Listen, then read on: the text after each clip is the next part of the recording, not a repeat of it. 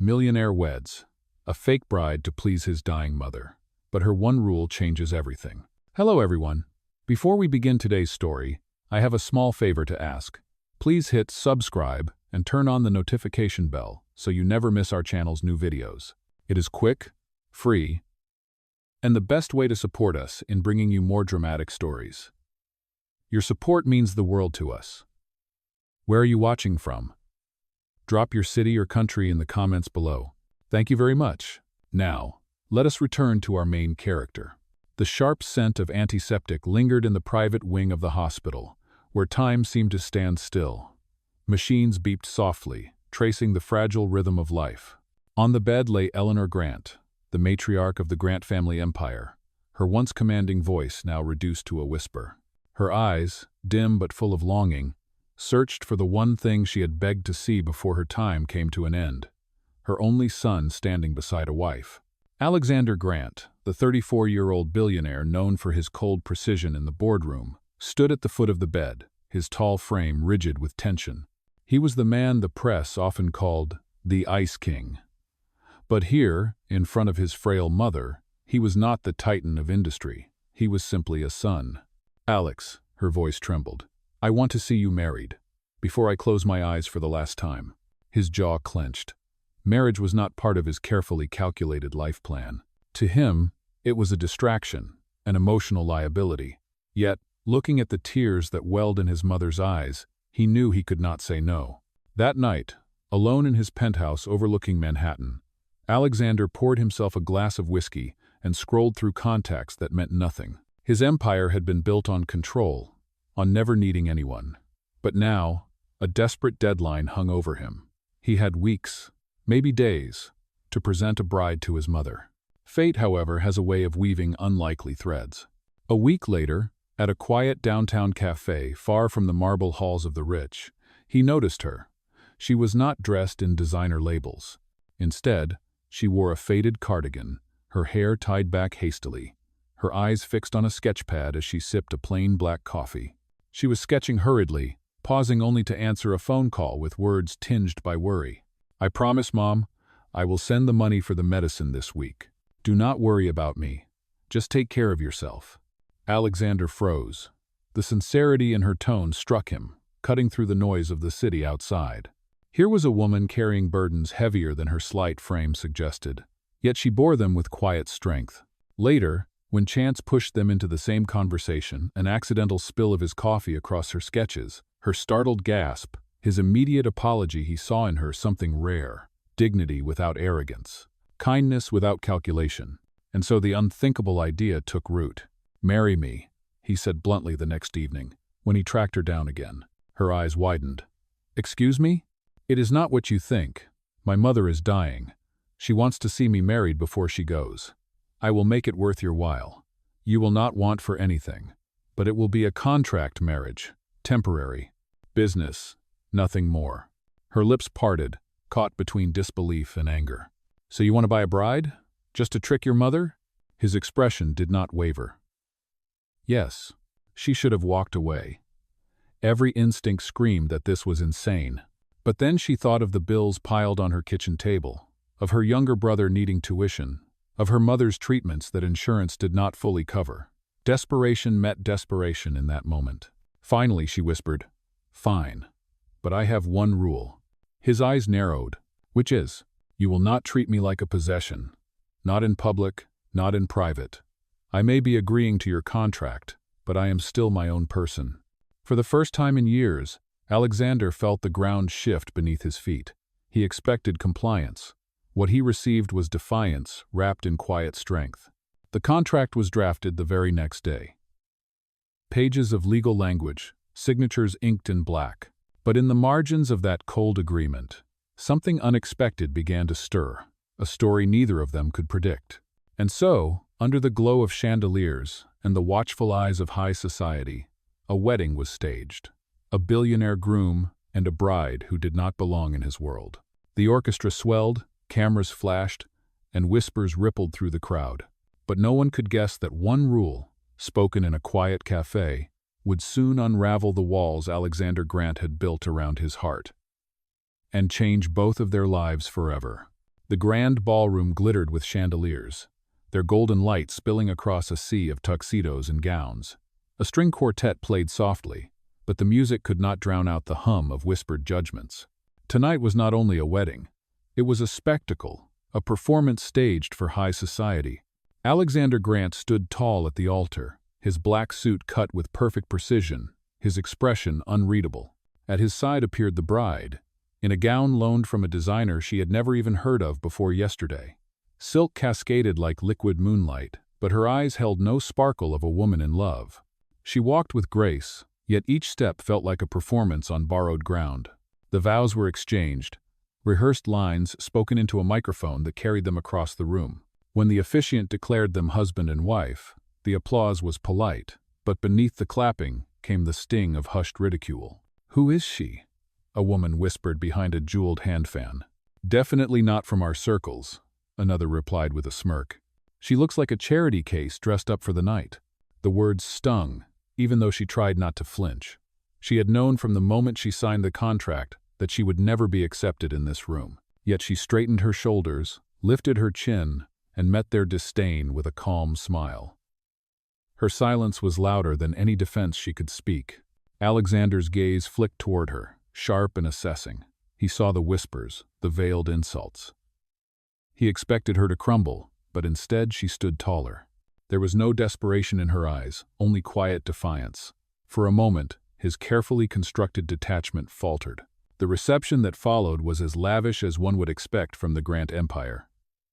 Crystal glasses chimed, champagne flowed like rivers, and every guest wanted a moment with the new Mrs. Grant.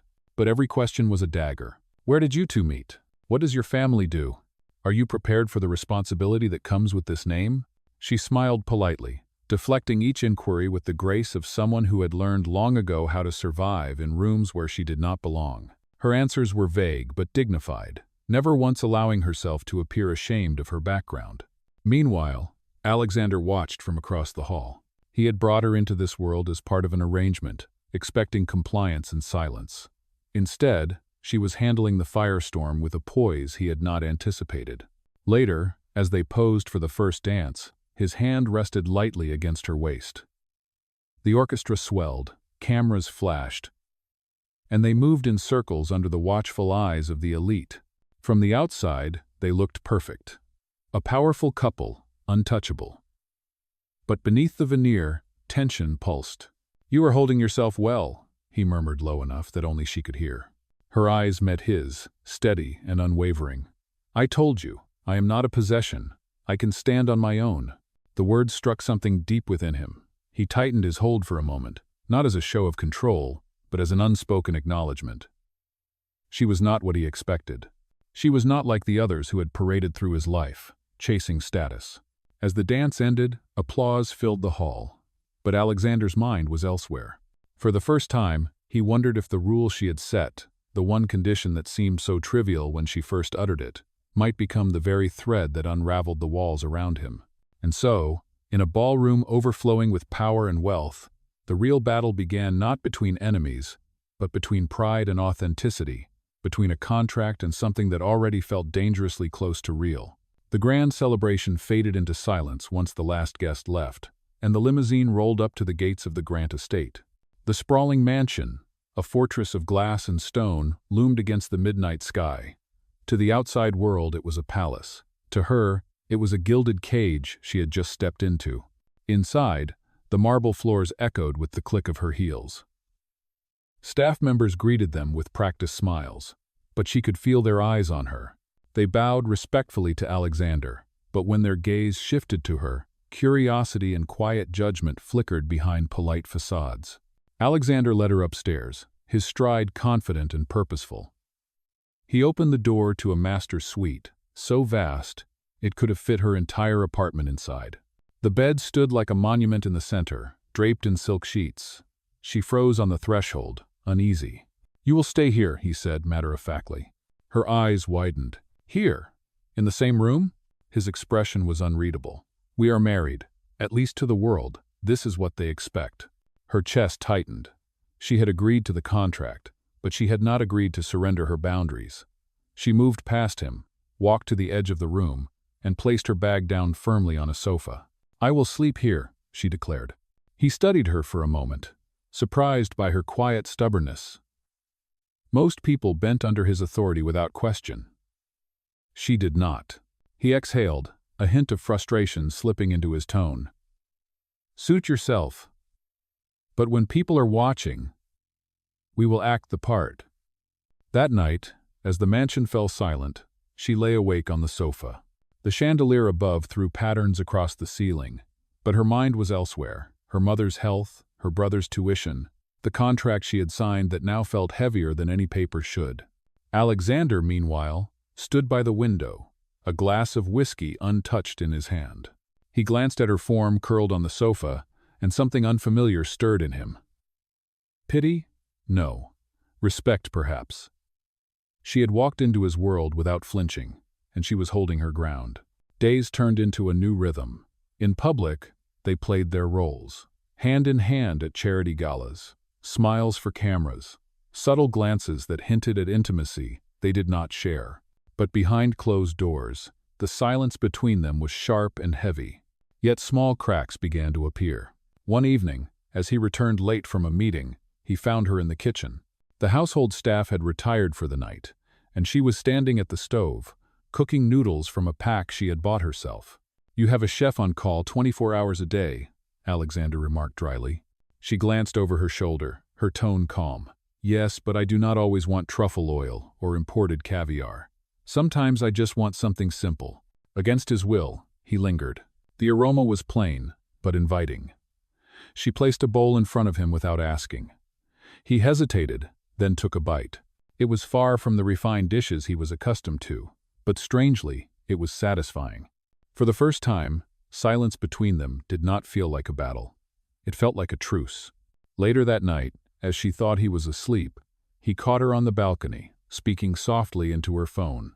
"I sent the money this morning. It should cover Mom's medicine for another month. Do not worry about me. I will be fine." Her voice broke slightly, though she tried to steady it.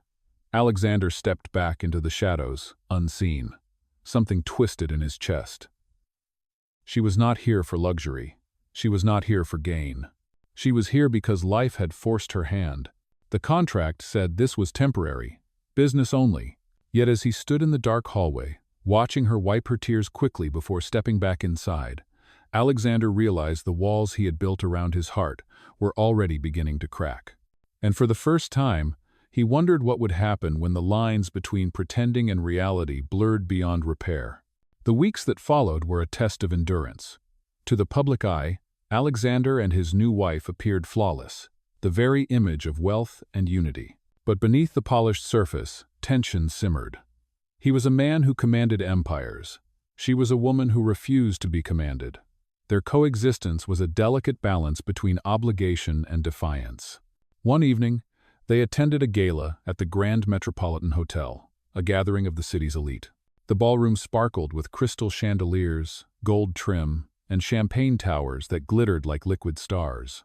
Photographers swarmed the entrance as Alexander escorted her inside, his hand resting on hers with practiced ease. At first, she handled the evening with grace. She smiled politely at introductions, endured small talk, and allowed herself to be paraded as the billionaire's bride. But the crowd was merciless. Wealth, after all, sharpened tongues into blades. "She is pretty enough," one socialite whispered, her voice dripping with disdain. "But she has no pedigree, no legacy. She is a placeholder until he finds someone worthy." Another chuckled, her diamonds catching the light. "Did you see her dress? Off the rack? If I had to guess? No refinement? No class." The words reached her ears, and though her spine remained straight, her heart clenched. She excused herself from the table, slipping toward the terrace to breathe. The cool night air hit her skin, a relief against the suffocating atmosphere inside. She thought she was alone, but she was not. From behind, the mocking voices followed. Two women stepped out, their glasses of champagne glinting in the moonlight. "So tell us," one said with a sly smile, "what is it like to marry into money you could never earn yourself?" Her throat tightened, but she steadied her voice. "I married him for reasons you cannot possibly understand. They laughed cruelly. Of course you did. We all know the type. Cling while you can, sweetheart, because men like Alexander never stay with women like you. No. Before she could respond, a shadow fell over the terrace. Alexander had arrived, his presence instantly silencing the jeers. His eyes, usually cool and detached, burned with an intensity that made the women shrink back. "Is this how you spend your evenings?" he said coldly.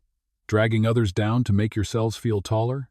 The women stammered, offering weak excuses, but he cut them off with a single glare. "Leave." They obeyed, scurrying back into the ballroom without another word. For a moment, the terrace was silent except for the hum of the city below. She stood frozen, stunned that he had defended her at all. "You did not have to do that," she murmured, her voice low. He turned toward her, his jaw tight. "Yes, I did. They had no right to speak to you that way." Her eyes searched his face, trying to read the man who had once insisted this was all business. For the first time, she saw more than the Ice King. She saw the son of a dying mother, the man carrying more weight than he admitted, and perhaps a flicker of something he was not ready to name. The car ride home was quiet. She stared out the window, the city lights blurring into streaks of gold and red.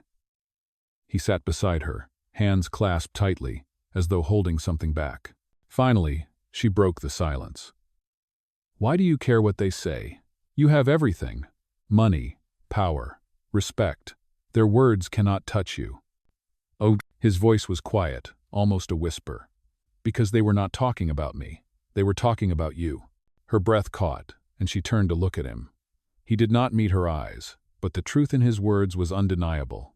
That night, when she lay on the sofa, and he stood once more by the window, the distance between them felt different. Not a chasm carved by indifference, but a fragile space charged with unspoken questions. Something had shifted. The mask of convenience was beginning to crack, and though neither dared to say it, they both knew the contract they had signed was no longer the only force binding them together. The following morning brought no respite. Alexander had left early for a board meeting, and she remained in the mansion, walking through rooms that seemed far too large for one person. The marble halls and endless portraits of Grant ancestors reminded her that she was still an outsider, a visitor in a world that had never welcomed her. By noon, the housekeeper approached with urgency. "Mrs. Grant, it is your mother-in-law. She collapsed this morning. She has been taken to the hospital." Her heart leapt. Without hesitation, she grabbed her coat and rushed out. Within the hour, she was at Eleanor Grant's bedside, holding the older woman's frail hand. The monitors beeped steadily, but the weight of time pressed heavy on the room. "Why are you here?" Eleanor whispered weakly, her lips barely parting. She leaned closer. "Because you are family now. That is what family does. They stay." Tears filled the older woman's eyes. She tightened her grip with surprising strength, whispering, "You are not like the others. Thank you for giving me peace." "Oh." It was at that moment Alexander entered the room, his suit still crisp from the meeting he had rushed out of. He stopped short at the sight before him. His mother, who had often looked at his relationships with suspicion, now held this woman's hand as though she had known her all her life. Hours passed. She helped Eleanor eat small spoonfuls of broth, fluffed her pillows, and even hummed softly when the older woman drifted into restless sleep. Alexander stood in the corner, silent, watching. For years, he had surrounded himself with people who only cared for his wealth, his influence, or his name. Yet here was someone who had stepped into this role for no benefit of her own. That evening, when Eleanor finally settled into a peaceful rest, Alexander found her sitting quietly by the window in the hospital corridor. The fluorescent lights cast a pale glow across her tired face, but her spirit remained unshaken. "You did not have to do all of that," he said gently. She turned her head, her eyes steady. "Yes, I did, because she deserves it. Because you deserve to see what love looks like when it is not a transaction."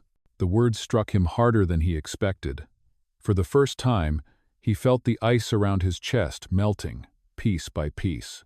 Later that night, back at the mansion, he found her alone in the kitchen, brewing a pot of tea. He noticed the faint redness around her eyes, the quiet way she held herself. Something inside him shifted. He stepped closer, hesitated, then reached out. She looked up in surprise as his hand brushed against hers, steadying the cup she nearly spilled. Their eyes locked, and for a heartbeat the world stilled. Without thinking, he pulled her into an embrace. It was not a gesture of performance, not a display for cameras or contracts. It was raw, unguarded, and real. For a moment, she resisted, her body stiff against his. But then, slowly, her arms lifted, resting lightly around his shoulders. In the silence of the grand kitchen, two people who had once been bound only by ink and signatures found themselves held together by something far stronger. When they finally pulled apart, neither spoke. Words felt too fragile for what had just passed between them. That night, as she returned to her place on the sofa, her heart raced. She knew it had only been a fleeting moment, but it was undeniable. The line between duty and desire had blurred, and in his study, Alexander poured himself another drink, but this time it remained untouched. He stared at the contract lying on his desk, the same document that had brought her into his world. For the first time, he wondered if it had already become irrelevant, because what had begun as an agreement was transforming into something that neither of them had dared to believe could exist. Something genuine, something terrifying, something real. The days that followed carried a quiet shift neither of them could ignore. What once had been rehearsed interactions for the sake of appearances began to feel natural, as though the roles they played had slowly blurred into reality. Every morning she made coffee in the kitchen, not for the staff or for show, but for herself. Yet without fail, Alexander appeared at the counter, accepting the extra cup she silently poured for him. At first, their exchanges were brief, little more than polite acknowledgments.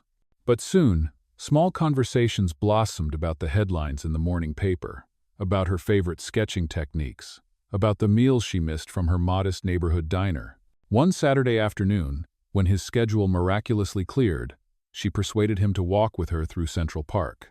Alexander was not a man accustomed to strolling without purpose, but he allowed it. Together they passed joggers, street performers, and families feeding ducks by the pond. She laughed easily, pausing to watch a child chase bubbles. Her laughter carried like music through the crisp autumn air, and for the first time in years, Alexander felt the corners of his mouth curve into an unguarded smile. "See?" she teased lightly. "You do know how to smile." I was starting to wonder. He shook his head, amused in spite of himself. "Do not get used to it." Oh, but the truth was, he wanted her to see that side of him, even if he would never admit it aloud. At the hospital, she continued to spend time with Eleanor, helping the older woman through treatments, reading books aloud, or simply holding her hand when fatigue overwhelmed her. Alexander often arrived late, straight from meetings, only to find his mother more at peace in her company than he had seen in years. One evening, as he stood at the doorway watching them, Eleanor's eyes found his. She gave him a faint, knowing smile, as if she had already seen the truth he was too cautious to accept. Back at the mansion, life unfolded in small but meaningful moments. She showed Alexander how to prepare simple meals, grilled cheese sandwiches, scrambled eggs, the kind of food he had not touched since childhood. At first, his attempts were clumsy, earning quiet laughter from her. But when he finally managed to flip a pancake without disaster, the genuine pride in her applause warmed him in a way no business victory ever had. The staff noticed the change too. The once cold and silent estate now echoed with conversation, with footsteps that were not hurried but shared. Evenings were no longer filled with isolation. Instead, they played out with the two of them seated side by side, sometimes in silence, sometimes trading stories. And yet, the contract remained, a silent presence looming over them. It lay on his desk, untouched, its ink as sharp as the day it was signed. But now, whenever Alexander's eyes landed on it, a heaviness pressed against his chest. One night, as she sat sketching quietly by the fire, Alexander studied her from across the room. She was lost in her drawing, her brow furrowed in concentration, her lips curved slightly in thought. A single lock of hair fell loose across her cheek, and he had the sudden urge to brush it aside. Instead, he asked softly, "Do you ever regret it?" She looked up puzzled. "Regret what?" "Agreeing to this arrangement to me." Her gaze held his steadily, unwavering. "I do not regret helping your mother. I do not regret standing beside you. The only thing I would regret as if I lost myself in the process. Her words cut through him, honest and firm, and in that moment, he realized just how much he respected her strength, her dignity, her refusal to bend, even under the weight of his world. Long after she went to bed, Alexander remained by the fire. His glass of whiskey sat untouched on the table beside him. The contract still bound them, but his heart whispered a truth he could no longer ignore.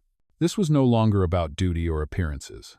This was about her, about the woman who had walked into his life as a temporary solution, yet was slowly becoming the only part of it that felt real. It happened on a rainy Thursday morning, the kind of gray day when the city seemed to carry secrets in every shadow. She had gone to the market alone, her hood pulled low, carrying a basket of simple groceries. She was careful, always careful, to keep her life quiet beyond the gates of the Grant estate. But someone was watching. By evening, the headlines broke. Photographs splashed across tabloids. Alexander Grant, the billionaire ice king, had entered a contract marriage. The words were printed in bold letters, accompanied by grainy shots of her leaving a modest apartment weeks before the wedding, pictures of her family's rundown neighborhood, and even a leaked copy of the contract itself. "Fake bride of a billionaire," the headline screamed. Phones at the mansion rang without pause. Reporters camped outside the gates. Online forums exploded with speculation, cruelty, and judgment. Some called her a gold digger. Others called her a fraud. Few saw the truth. Inside the estate, she stood frozen as the television replayed the scandal. Her hands trembled, clutching the edge of the couch. "They know," she whispered, her voice breaking. "Everything. They know." Alexander entered the room, his face tight with fury. He had already spoken to his legal team, already begun the hunt for the source of the leak. But the sight of her crumbling cut through his anger. "They will not destroy you," he said firmly. She turned to him, her eyes wide with fear. "It is already done. My family, my mother, they will be harassed because of me. I cannot let them drag you down as well. You should let me go." His jaw clenched, but he shook his head. "No, do not say that."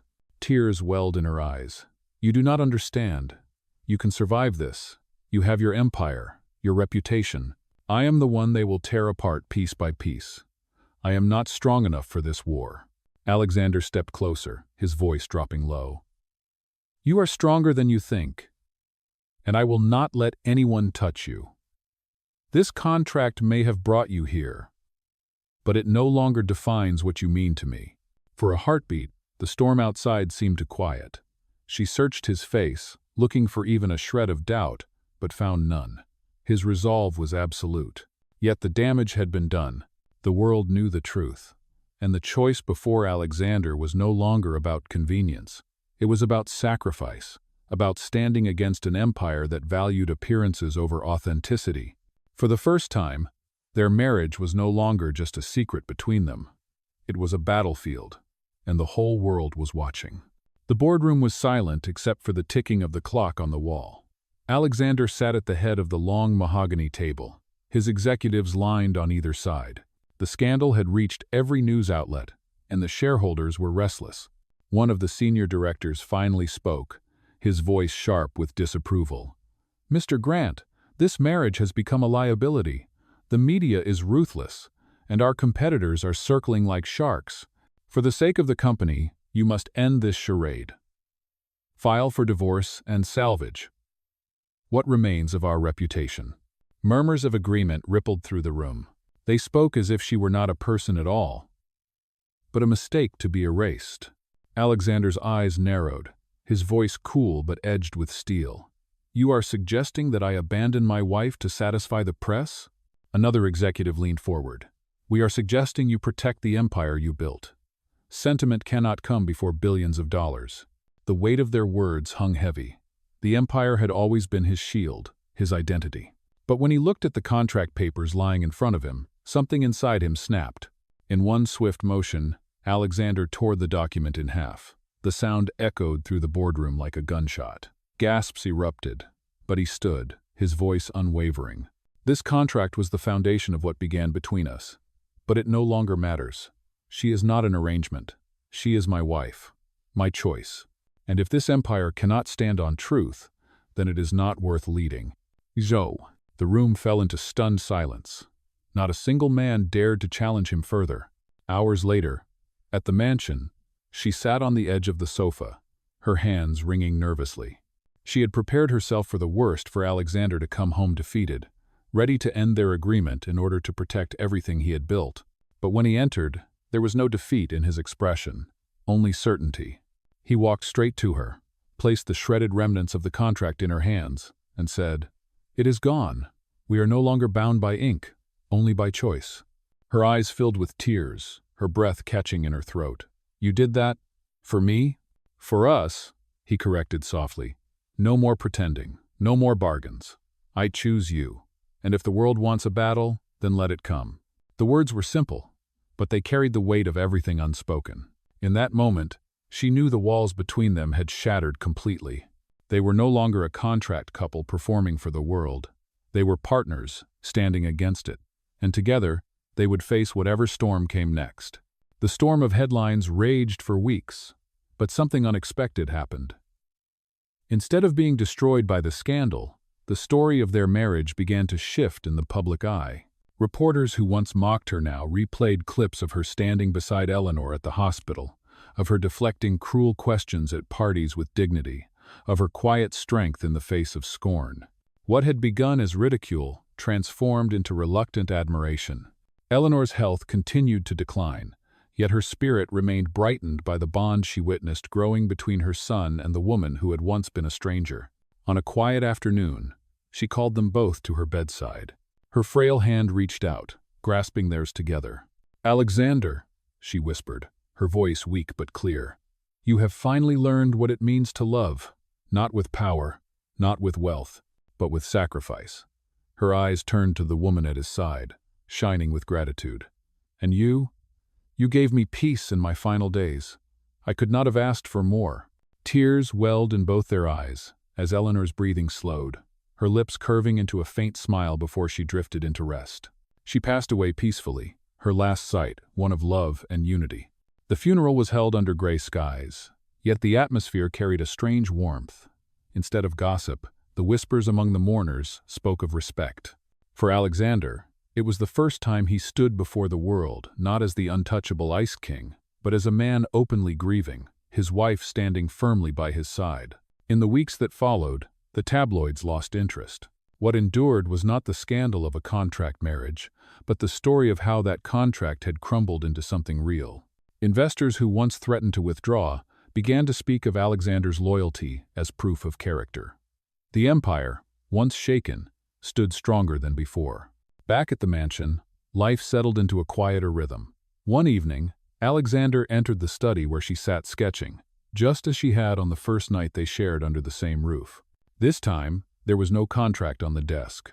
Instead, he placed a small velvet box in front of her. Her breath caught as she opened it, revealing not a cold agreement, but a simple wedding band. "This time," he said, his voice steady, "I want it to be real. No signatures, no bargains, only us." Tears spilled down her cheeks as she whispered, "Yes." Later, as they stood together by the window, the city lights flickering in the distance, Alexander slipped the ring onto her finger. It was not the grandeur of the wedding that mattered now, nor the approval of society. What mattered was the truth they had fought for, and the love that had survived every trial. Their story had begun with deception, but it ended with authenticity. And in a world obsessed with wealth and status, they had proven that the only power worth keeping was the power of love.